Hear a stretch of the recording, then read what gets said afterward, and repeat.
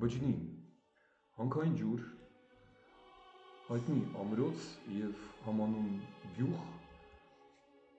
Կոտայքի շրջանում։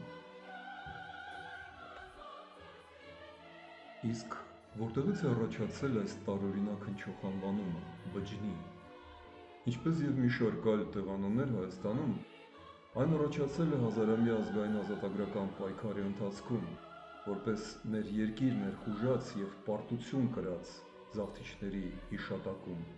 Բջնի բառը թյուրքական ծագում ունեցող քոչվոր ցեղի անվանումն է, որոնց հին հույները անվանում էին Պացինակ, սլավոնները Պեչենեգ,